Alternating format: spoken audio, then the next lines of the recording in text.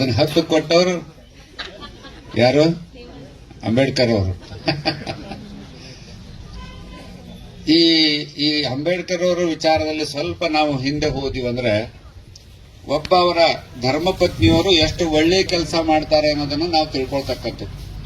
ನಾವು ಆ ರೀತಿ ಮಾಡಬೇಕು ಅನ್ನೋದನ್ನ ನಾವು ಚಿಂತನೆ ಮಾಡ್ತಕ್ಕಂಥ ದಿವಸಗಳಿವೆಲ್ಲ. ಅಷ್ಟು ನಾವು ಅದನ್ನು ಮಾಡೋದಿಲ್ಲ. ಹೇಳ್ತೀವಿ, ನಾವೆಲ್ಲ ಬಹಳಷ್ಟು ಕಾರ್ಯಕ್ರಮಗಳನ್ನ ಮಾಡ್ತೀವಿ, ಬಹಳಷ್ಟು ವ್ಯವಸ್ಥೆಗಳನ್ನ ಮಾಡ್ತೀವಿ, ಬಹಳಷ್ಟು ದೊಡ್ಡ ದೊಡ್ಡ ಕಾರ್ಯಕ್ರಮಗಳನ್ನು ಪೇಪರ್ನಲ್ಲಿ ಹಾಕ್ತೀವಿ. ಆದರೆ ಅವರ ಮೂಲ ಆಶಯವಾದ ಸಂವಿಧಾನವನ್ನ ಮಾತ್ರ ನೆನಪಾರ್ತೀವಿ ನಾವೆಲ್ಲ. ಅಷ್ಟು ಇಲ್ಲಿ ನಾವು ತಪ್ತಾ ಇರೋದು, ಎಲ್ಲಿ ನಾವು ತಪ್ತಾ ಇದೀವಿ, ಇಲ್ಲಿ ತಪ್ತಾ ಇದೀವಿ ನಾವೆಲ್ಲ.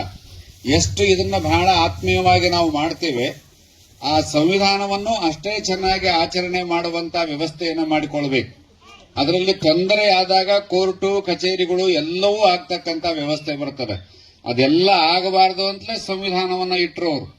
ಆ ಸಂವಿಧಾನವನ್ನ ಸರಿಯಾಗಿ ನಾವು ಆಚರಣೆ ಮಾಡಿದ್ವು ಅಂತಂದ್ರೆ ಕೋರ್ಟಿನ ಕೆಲಸನೇ ಮುಕ್ಕಾಲು ಭಾಗ ಕಡಿಮೆ ಆಗಿ ಹೋಗ್ತದೆ ಎಲ್ಲ. ಅಷ್ಟು ಸ್ವಲ್ಪ ಕುತ್ಕೊಂಡು ಎಲ್ಲರೂ ವಿಚಾರ ಮಾಡ್ರಿ. ಎಲ್ಲ ನೋಡ್ರಿ, ಆ ಕಾಲಕ್ಕೆ ಲಂಡನ್ಗೆ ಹೋಗಿರ್ತಾರೆ ಅವ್ರ ಅಭ್ಯಾಸಕ್ಕೆ. ಬರೋಡಾ ಮಹಾರಾಜರು ಅವ್ರು ಎಲ್ಲ ರಾತ್ರಿ ಆರ್ಥಿಕತೆಯ ಅನುಕೂಲವನ್ನ ಮಾಡಿರ್ತಾರೆ ಇವರ ಬುದ್ಧಿವಂತಿಕೆಯನ್ನ ನೋಡಿ. ಅವಾಗ ಅವರೆಲ್ಲ ಹೋಗಿ ಅಲ್ಲಿ ಅಭ್ಯಾಸ ಮಾಡ್ತಾ ಇರ್ತಾರೆ. 18 ತಾಸು ಅಭ್ಯಾಸ ಮಾಡ್ತಾರ ಅವ್ರು. ಲೈಬ್ರರಿಯಲ್ಲಿ ಎಷ್ಟು ಅಭ್ಯಾಸ ಮಾಡ್ತಾರೆ ಅಂದ್ರೆ, ಸಂಜೆ 6 ಗಂಟೆ ಆತು ಅಂತಂತ ಹೇಳಿದ್ರೆ ಅಲ್ಲೇ ಟೈಮ್ ಪ್ರಕಾರ ಬಾಗಲ ಹಾಕ್ಲಿಕ್ಕೆ ಪಿವನ್ ಬಂದು ಎಬ್ಬಿಸ್ಬೇಕು ಅವ್ರನ್ನ. ಟೈಮ್ ಆಗಿದ್ದೇನು ಅಂತ ಕೇಳ್ತಿದ್ರಂತ ಅವ್ರನ್ನ. ಅಂದ್ರೆ ಅಷ್ಟು ಅಭ್ಯಾಸವನ್ನ ಯಾಕೆ ಮಾಡಿದ್ರು ಅಂತಂದ್ರೆ, ನಾವು ಅಡ್ಡಾಡ್ತೀವಲ್ಲ ನಾವೆಲ್ಲ ದೇವ್ರುಗಳು ಎಲ್ಲ ಇಂಡಿಯಾದಾಗ ಅಲ್ಲ, ಅಡ್ಡಾಡೋ ದೇವ್ರದವಲ್ಲ, ಅಡ್ಡಾಡೋ ದೇವ್ರದವಿಲ್ರಿ.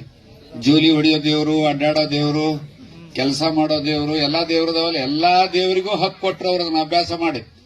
ಅದನ್ನು ದುರುಪಯೋಗ ಮಾಡ್ಕೊಳ್ತಕ್ಕಂತ ವ್ಯವಸ್ಥೆ ಆಗಬಾರದು. ಈ ದೇವರುಗಳೆಲ್ಲ ಚಲೋ ಆಗಬೇಕು ಅನ್ನೋದು ಅವ್ರ ಚಿಂತನೆ ಇತ್ತು. ನಮಗ ಆ ಚಿಂತನೆ ಇರೋದು ನೋಡ್ರಿ. ಆ ತಾಯಿ ಪತ್ರ ಬರೀತಾಳೆ, ಅವರ ಮನೆಯವರಿಗೆ ಲಂಡನ್ಗೆ ಪತ್ರ ಬರೀತಾರ. ಮನೆಯಲ್ಲಿ ಎಲ್ಲ ಆರಾಮದೆ ಅಂತ ಪ್ರತಿ ತಿಂಗಳ ಒಂದು ಪತ್ರವನ್ನ ಬರಿತಾ ಇರ್ತಾರೆ.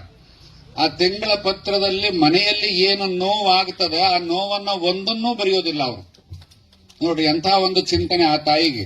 ಇವತ್ತು ನಮಗೆಲ್ಲ MA PhD ಆಗಿವಿ ನಾವು. ಹಂಗಾತ್ ಹಿಂಗಾತ್ ಎಲ್ಲ ಬರೋದೆಲ್ಲ ಅಲ್ಲಿದ್ದವ್ರನ್ನೆಲ್ಲ ಓಡ್ ಬರಂಗ್ ಮಾಡ್ತೀವಿ ನಾವೆಲ್ಲ. ನೋಡ್ ಅವ್ರು ಎಷ್ಟು ಬಹಳ ದೂರದೃಷ್ಟಿ ಚಿಂತನೆ. ದೇಶಕ್ಕಾಗಿ ಸಂವಿಧಾನವನ್ನ ಸ್ಟಡಿ ಮಾಡ್ಲಿಕ್ಕೆ ಹೋಗಿದ್ದಾರೆ. ನಮ್ಮ ನೋವನ್ನ ಅವರಿಗೆ ಕೊಟ್ರೆ ಮುಂದೆ ಬರತಕ್ಕಂತ ಸಾವಿರಾರು ಜನರ, ಲಕ್ಷಾಂತರ ಜನರ ಜೀವನ ಹಾಳಾಗತಕ್ಕಂತ ವ್ಯವಸ್ಥೆ ಬರ್ತದೆ. ನೋವು ನನಗೆ ಒಬ್ಬಳಿಗಾಗಲಿ, ನೋವು ನಮ್ಮ ಮನೆತನಕ್ಕಾಗಲಿ, ದೇಶಕ್ಕೆ ಆಗಬಾರದು ಅನ್ನೋ ಚಿಂತನೆಯನ್ನ ಇಟ್ಟುಕೊಂಡಿದ್ರು ಅವರು. ಅವಾಗ ಅದನ್ನ ಪತ್ರ ಬರೀತಿರ್ತಾರ ಅವರೆಲ್ಲ. ಮನೆಯಲ್ಲಿ ಎಲ್ಲರೂ ಆರಾಮಾಗಿದ್ದಾರೆ, ಇವ್ರು ಹಿಂಗಿದ್ದಾರೆ ಅಂತ ಪತ್ರ ಬರೀತಿರ್ತಾರೆ. ಆದ್ರೆ ಮನೆಯಲ್ಲಿ ಅವರು ತಿರುಗಿ ಅಭ್ಯಾಸವನ್ನ ಪೂರ್ಣ ಮಾಡಿ ಬರೋ ತನಕ ಇಬ್ರು ತೀರ್ಕೊಂಡಿರ್ತಾರೆ. ಒಬ್ರು ಯುವಕ ತೀರ್ಕೊಂಡಿರ್ತಾನೆ, ಒಬ್ರು ವಯಸ್ಸಾದರು ತೀರ್ಕೊಂಡಿರ್ತಾರೆ. ಅವ್ರ ಬಗ್ಗೆ ಒಂದಕ್ಷರನೂ ಬರೆಯೋದಿಲ್ಲ ಅವರು. ಆಮೇಲೆ ಅವರು ಬರ್ತಾರೆ, ಅಭ್ಯಾಸವನ್ನ ಮಾಡಿ ಬರ್ತಾರೆ, ಇಂಡಿಯಾಕ್ಕೆ ಬರ್ತಾರೆ, ಮನೆಗೆ ಬರ್ತಾರೆ. ಮನೆಗೆ ಬಂದಾಗ ಆ ಸುದ್ದಿ ಗೊತ್ತಾಗತ್ತೆ. ಸುದ್ದಿ ಗೊತ್ತಾದಾಗ ಆಮೇಲೆ ಹೆಂಡತಿಯನ್ನ ಕುಂಡಿಸ್ಕೊಂಡು ಕೇಳ್ತಾರೆ, ಇಷ್ಟೆಲ್ಲ ನೀನು ಪತ್ರ ಬರೀತಿದ್ದೆ, ಈ ಸುದ್ದಿಯನ್ನು ಯಾಕೆ ಬರೆದಿಲ್ಲ ಅಂತ ಕೇಳ್ತಾರೆ. ಅವಾಗ ಎಷ್ಟು ಚಂದ ಮಾತು ಹೇಳ್ತಾರೆ ನೋಡ್ರಿ ಹೆಣ್ಮಗಳು. ನಾನೇನಾದ್ರೂ ಆ ಪತ್ರವನ್ನ ಬರೆದಿದ್ರೆ 2 ದಿವಸ ನೀವು ಅಲ್ಲಿ ಅಭ್ಯಾಸವನ್ನ ಬಿಟ್ಟು ಈ ಕಡೆ ಚಿಂತನೆಯನ್ನ ಮಾಡ್ತಿದ್ರಿ. ಆದ್ರೆ ಮುಂದೆ ಭಾರತ ದೇಶದ ಗತಿ ಏನು ನೋಡ್ರಿ. ಒಬ್ಬ ಧರ್ಮ ಪತ್ನಿ, ಒಬ್ಬ ಹೆಣ್ಣು ಮಗಳು ದೇಶದ ಚಿಂತನೆಯನ್ನ ಆ ಕಾಲಕ್ಕೆ ಮಾಡ್ತಾಳೆ. ಮುಂದೆ ಬರ್ತಕ್ಕಂತ ಯುವಕ ಯುವತಿಯರ ಗತಿ ಏನು? ನಾನು ಒಬ್ಬ ಹೋಗಿರಬಹುದು, ಅವರ ಆಯುಷ್ಯ ಮುಗಿದಿತ್ತು, ಹೋಗಿದ್ದ ಖರೆ ಅದನ್ನ ನಾನು ತಿಳಿಸ್ತಾ ಹೋದೆ ಅಂತಂದ್ರೆ ದೇಶಕ್ಕೆ ಹಾನಿ ಆಗ್ತದೆ. ಆ ಹಾನಿ ಆಗಬಾರದು ಅಂತ ಹೇಳಿ ನಾನು ನಿಮಗೆ ಒಂದನ್ನೂ ನಾನು ಬರೆಯುವಂತ ವ್ಯವಸ್ಥೆಯನ್ನ ಮಾಡಲಿಲ್ಲ ಅಂತ ಒಂದು ಮಾತನ್ನ ಹೇಳ್ತಾಳೆ ನೋಡಿ. ಎಷ್ಟು ಚಂದಾದ ಮಾತನ್ನ ಹೇಳ್ತಾಳೆ ಅವರೆಲ್ಲ. ಒಟ್ಟು ಆ ಕಾಲಕ್ಕೆ ಅವ್ರು ಎಷ್ಟು ಚಿಂತನೆ ಇತ್ತು. ಇವತ್ತು ನಮ್ಮ ಮನೆಗಳಲ್ಲಿ ಏನೇ ತ್ರಾಸಾದ್ರೂ ನಾವೆಷ್ಟು ಇನ್ನೊಬ್ಬರ ಬಗ್ಗೆ ಏನೂ ಚಿಂತನೆ ಮಾಡೋದಿಲ್ಲ ನಾವೆಲ್ಲ. ಇಡೀ ದೇಶದ ಬಗ್ಗೆ ಚಿಂತನೆ ಮಾಡಿದಂತ ಒಬ್ಬ ಹೆಣ್ಣುಮಗಳು. ಅಂದ್ರೆ ಆ ಕಾಲಕ್ಕೆ ನಮ್ಮಲ್ಲಿರ್ತಕ್ಕಂಥ ಹೆಣ್ಣು ಮಕ್ಕಳಲ್ಲಿ, ಗಂಡು ಮಕ್ಕಳಲ್ಲಿ ದೇಶದ ಬಗ್ಗೆ ಎಂತ ಅದ್ಭುತವಾದ ಒಂದು ದೂರದೃಷ್ಟಿಯ ಚಿಂತನೆ ಇತ್ತು ಅನ್ನುವುದನ್ನ ನಾವಿಲ್ಲಿ ತಿಳ್ಕೊಳೋದು. ಅದಕ್ಕೆ ಅಂಬೇಡ್ಕರ್ ಇವತ್ತು ಎಲ್ಲಾ ಕಡೆ ಯಾಕೆ ಪ್ರಸ್ತುತ ಆಗ್ತಾರೆ ಅಂತ ಹೇಳಿದ್ರೆ, ಅವ್ರು ಇಟ್ಟಂತ ಹೆಜ್ಜೆ, ಸಂವಿಧಾನದ ಹೆಜ್ಜೆ ಹೆಜ್ಜೆಗೂ ನಮಗೂ ಬೇಕಾಗಿದೆ. ಹೆಜ್ಜೆಗೂ ನಮಗೂ ಬೇಕಾಗಿದೆ. ಅದನ್ನ ಸರಿಯಾಗಿ ಆಚರಣೆ ಮಾಡಿಬಿಟ್ರೆ ಬಡತನ ಬರೀ 10 ವರ್ಷದಲ್ಲಿ ಬಡತನ ಹೋಗಿಬಿಡ್ತದೆ. ಅಂತ ಸಂವಿಧಾನವನ್ನ ನಮಗೆ ಕೊಟ್ಟು ಹೋಗಿದ್ದಾರೆ ಅವರು. ನಾನು ಸಿಂಗಾಪುರಕ್ಕೆ ಹೋಗಿದ್ದೆ. ಆ ಕಡೆ ಎಲ್ಲ ಟೂರ್ ಹೋದಾಗ ಸಿಂಗಾಪುರಕ್ಕೆ ಹೋಗಿದ್ದೆ. ನಮ್ಮ ಗಾಡಿ ಮುಂದೆ 2-3 ದಿವಸ ನಾವಲ್ಲಿ ಟೂರ್ನಾಗ ಅಡ್ಡಾಡ್ಬೇಕಾದ್ರೆ ನಮ್ಮ ಗಾಡಿ ಮುಂದೆ ರಾಷ್ಟ್ರಪತಿ ಗಾಡಿ ಹೋಗ್ತಿತ್ತು. ನಮ್ಮ ಗಾಡಿ ಮುಂದೆ ರಾಷ್ಟ್ರಪತಿ, ನಮ್ಮದು ಬಸ್ಸು 30 ಜನ ನಾವು ಸ್ವಾಮಿಗಳಿದ್ದು ಒಂದು ಬಸ್ ಮಾಡ್ಕೊಂಡಿದ್ದು. ಅಂದ್ರೆ ಹೋಗ್ಬೇಕಾದ್ರೆ ಮುಂದೆ ಬಸ್ ಅದು, ಅದ್ರ ಮುಂದೆ ರಾಷ್ಟ್ರಪತಿ ಗಾಡಿ ಮುಂದೆ ಒಂದು ವ್ಯಾನ್, ಮುಂದೆ ಮಿಲಿಟರಿ ಅದು ಪೊಲೀಸ್ ವ್ಯಾನು, ಹಿಂದೆ 2 ಬುಲೆಟ್. ಪ್ರಧಾನಮಂತ್ರಿ ಸಿಕ್ತು ಒಂದ್ ದಿವಸ, ಮುಂದೆ 2 ಬುಲೆಟ್, ಹಿಂದೊಂದು ಗಾಡಿ. ನಮ್ಮದು ಯಾವ ಸ್ಪೀಡ್ನಾಗ ಹೋಗ್ತದೆ ಅದೇ ಸ್ಪೀಡ್ನಾಗ ಹೋಗ್ತಿತ್ತದು. ನಾನು ಕೇಳಿದೆ ಅವ್ರನ್ನ, ಗೈಡನ್ ಕೇಳಿದೆ, ಏನ್ರಿ ಹಿಂಗಂಗಿಲ್ಲಿ ನಮ್ಮಲ್ಲಿ ಮಂಟ್ರಿ ಒಂದು ರೋಡ್ ಜೀರೋ ಇದಾಗಿಬಿಡ್ತೈತೆ ಎಲ್ಲ ಅಷ್ಟು ಹೆಂಗೆ ಅಂತ ಕೇಳಿದ್ ನಾನು.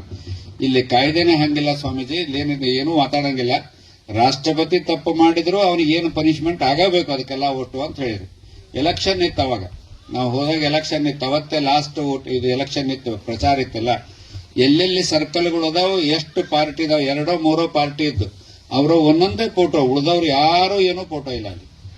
ಎಲೆಕ್ಷನ್ ಆಯ್ತು, ವೋಟಿಂಗ್ ಸಾಯಂಕಾಲ 6 ಗಂಟೆಗೆ ಮುಗೀತು. 7 ಗಂಟೆಗೆ ಅದೇ ಸರ್ಕಲ್ದಾಗ ಹೋದ್ರೆ ಒಂದೂ ಅಲ್ಲಿ ಫ್ಲೆಕ್ಸ್ಗಳಿಲ್ಲ, ಒಟ್ಟು ಅವ್ರ ಫೋಟೋಗಳಿಲ್ಲ ಅಲ್ಲಿ. ಅಷ್ಟು ಜಲ್ದಿ ತೆಗೆದು ಬಿಡ್ತಾರ ಅವ್ರು. ನಾನು ಯಾಕೆ ಹೇಳಿದೆ ಅಂದ್ರೆ, ಕಾಯ್ದೆಯನ್ನ ನಾವು ಸರಿಯಾಗಿ ಫಾಲೋ ಮಾಡಿದ್ರೆ ನಮ್ಮ ದೇಶದ ಎಲ್ಲ ಸಮಸ್ಯೆಗಳು ಸರಳವಾಗಿ ಹೋಗ್ತಕ್ಕಂತ ವ್ಯವಸ್ಥೆಗಳು ಬರ್ತಾವ. ಅದಕ್ಕೆ ಅವರು 18 ತಾಸು ಅಭ್ಯಾಸ ಮಾಡಿ ಯಾಕೆ ಕೊಟ್ರು ಅಂತ ಹೇಳಿದ್ರೆ, ಮುಂದೆ ಬರ್ತಕ್ಕಂಥ ಜನರಿಗೆ ನನ್ನಂತ ತ್ರಾಸ ಆಗಬಾರದು. ವೈಯಕ್ತಿಕವಾಗಿ ತ್ರಾಸ ಅನುಭವಿಸಿದಂತ ಅನುಭವಗಳನ್ನು ನೋಡಿದರೆ ಓದ್ತಾ ಇರಬೇಕಾದ್ರೆ ಸಹಜವಾಗಿ ಕಣ್ಣಲ್ಲಿ ನೀರು ಬರ್ತಕ್ಕಂತ ಒಂದು ವ್ಯವಸ್ಥೆಗಳು ಬರ್ತಾ. ಆ ಕಾಲಕ್ಕೆ ಹಂಗೆ ಇತ್ತು, ಪರಿಸ್ಥಿತಿ ಹಂಗೆ ಇತ್ತು. ಯಾಕಂದ್ರೆ ಚತುರ್ವರ್ಣ ಬಹಳ ಚೆನ್ನಾಗಿತ್ತು, ಬಹಳಷ್ಟು ಅದ್ಭುತವಾಗಿತ್ತು. ಆ ಚತುರ್ವರ್ಣ ಇದ್ದದ್ರಿಂದ ಅದಕ್ಕ ಎಲ್ಲರಿಗೂ ತೊಂದರೆ ಆಗ್ತಕ್ಕಂಥ ವ್ಯವಸ್ಥೆಗಳು, ಶೂದ್ರರಿಗೆ ಎಲ್ಲರಿಗೂ ತೊಂದರೆ ಆಗ್ತಕ್ಕಂಥ ವ್ಯವಸ್ಥೆಗಳು, ಅದನ್ನ ಸ್ವತಃ ಅನುಭವಿಸಿದಂತವರು.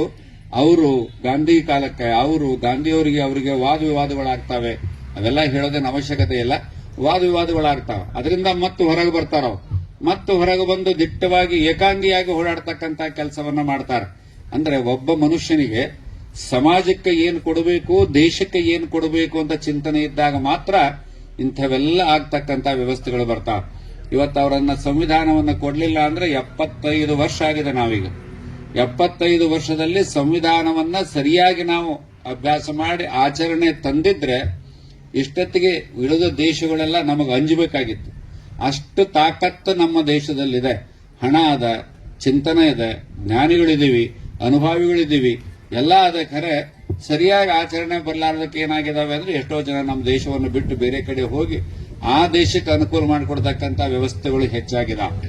ಅದಕ್ಕೆ ಸ್ವಲ್ಪ ನಾವೆಲ್ಲ ಬರೀ ಇಂಥವೆಲ್ಲ ಕಾರ್ಯಕ್ರಮವನ್ನು ಏನು ಮಾಡ್ತೀವಿ, ಸ್ವಲ್ಪ ಆ ಕಡೆ ಕಾಯ್ದೆಗಳನ್ನ ಏನದನ್ನ ಜನರಿಗೆ ಚಿಂತನೆ ಮಾಡಿ ಕೆಲಸ ಮಾಡತಕ್ಕಂಥ ವ್ಯವಸ್ಥೆಯನ್ನು ಮಾಡಬೇಕು. ಅವರ ಮೂರ್ತಿಗಳನ್ನ ಬಹಳ ಕಡೆ ನಿಲ್ಲಿಸಿವಿ ನಾವೆಲ್ಲ, ನೋಡಿದ್ರಿಲ್ಲ? ಅವ್ರ ಮೂರ್ತಿಗಳು ನಿಲ್ಸಿದ್ದೆಲ್ಲ ನೋಡ್ರಿಲ್ಲ?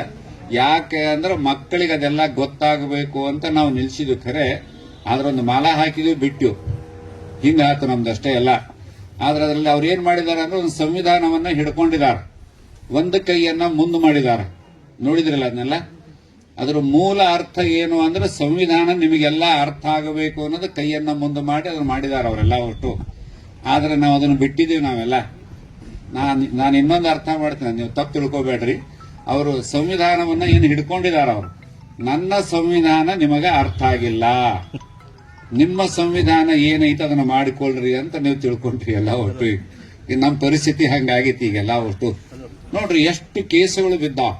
ಒಂದೊಂದು ತಾಲೂಕ್ ಆಫೀಸಿಗೆ ಹೋದ್ರೆ ಅದೇನು ಓಡಾಡಿ ಅವ್ರ ಚಪ್ಪಲ್ಲೇ ಹರಿದಿರ್ತಾವ. ಖರೆ ಜಲ್ದಿ ಮುಗಿಯಲ್ಲ ಅವು, ಕಾಯ್ದೆ ಒಳಗಿದ್ರು ಮುಗಿಯಲ್ಲ ಅವು. ನೋಡಿರ್ಬೇಕಾರೆ ನೀವು ಹೋಗಿ, ಎಲ್ಲ ಯಾರಾದ್ರೂ ವಕೀಲರು ಚಲೋ ಇದ್ದಾರೆ, ಕಲ್ತವ್ರು ಇದ್ರೆ ಹೋಗಿ ನೋಡಿರ್ಬೇಕಾರೆ. ಅದು ಕಾಯ್ದೆ ಒಳಗಿದ್ರು ಅದ್ ಹಂಗ ಮುಂದೆ ಹಾಕ್ತಿರ್ತಾರೆ ಹಂಗೆ. ಹಿಂಗಾಗಿ ನಮ್ಮವು ಏನಾಗಿದಾವೆ ಅಂತಂದ್ರೆ, ಅಂಬೇಡ್ಕರ್ನ ಮುಚ್ಚಿಡುವಂತ ವ್ಯವಸ್ಥೆಗಳು ನಮ್ಮಲ್ಲಿ ಒಂದೊಂದ್ ಕಡೆ ಬರ್ತಾವ. ಹಂಗಾಗಬಾರ್ದು. ಅವರನ್ನ ತೆಗೆದು, ಸಂವಿಧಾನವನ್ನ ತೆಗೆದು ಮುಂದಿಟ್ಟುಕೊಂಡು ನಾವು ಕೆಲಸ ಮಾಡಿದ್ರೆ 10 ವರ್ಷದಲ್ಲಿ ನಿಮ್ಮಲ್ಲಿ ಬಡತನ ಇಲ್ಲ, ಯಾವ ಸಮಸ್ಯೆಗಳು ಬರುವುದಿಲ್ಲ ಅನ್ನೋದನ್ನ ಅವರು ಆ ಕಾಲಕ್ಕೆ ಮಾಡಿಟ್ಟಂತ ಸಂವಿಧಾನವನ್ನ ಸುಮಾರು 40-45 ಬಾರಿ ನಾವು ತಿದ್ದುಕೊಂಡಿವಿ. ನಾವು ಬದುಕಲಿಕ್ಕೆ ಏನು ಬೇಕೋ ಹಂಗ ತಿದ್ದುಕೊಂಡಿವಿ. ನೀವು ನೋಡಿರ್ಬೇಕಾದ್ರೆ ಕುತ್ಕೊಂಡು ಹೋದ್ರಿ ನೀವು ಬೇಕಾದ್ರೆ. ನಾವು ಯಾವಾಗಲಾದ್ರೂ ಹೇಳ್ತಿರ್ತೀನಿ, ದೊಡ್ಡ ದೊಡ್ಡ ಮಹಾರಾಜರು, ದೊಡ್ಡ ದೊಡ್ಡ ಮಠಗಳಿಗೆ ದೊಡ್ಡ ಮಹಾದ್ವಾರಗಳು ಇರ್ತಾವೆಲ್ಲ ಒಟ್ಟು. ಅದ್ರಾಗ ಮಹಾರಾಜರು ಆ ಕಾಲಕ್ಕೆ ದಿಡ್ಡಿ ಬಾಗಿಲ ಅಂತ ಒಂದು ಇಡ್ತಿದ್ರು. ಬಹಳಷ್ಟು ಜನರಿಗೆ ಗೊತ್ತೈತೋ ಇಲ್ಲೋ, ನೀವು ಇದಕ್ಕೆ ಹೋದ್ರೆ ದೊಡ್ಡ ರಾಜ ಮಹಾರಾಜರ ಮನೆಗಳಿಗೆ ಹೋದ್ರೆ ಒಂದು ದೊಡ್ಡ ಬಾಗಿಲು ಇರ್ತದೆ, ಅದ್ರ ಮಗ್ಲಿಗೆ ಒಂದು ಸಣ್ಣ ಬಾಗಿಲು ಇರ್ತದೆ. ಸಣ್ಣ ಬಾಗಿಲು ಅಂದ್ರೆ ರಾತ್ರಿ ಅದರಲ್ಲಿ ಓಡಾಡ್ಲಿಕ್ಕೆ ಅನುಕೂಲ ಆಗಂಗೆ ಗೇಟ್ ಬಂದ್ ಮಾಡಿದ್ರೆ, ರಾತ್ರಿ ಅಂತ ಎಮರ್ಜೆನ್ಸಿ ಬಂದ್ರೆ ಯಾರಾದ್ರೂ ಒಳಗೆ ಬರ್ಲಿಕ್ಕೆ ಇಡತಕ್ಕಂತ ಒಂದು ವ್ಯವಸ್ಥೆ.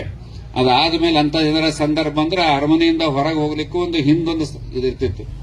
ನಾವು ಹಂಗ ಮಾಡಿಕೊಂಡಿವಿ ನಾವೆಲ್ಲ.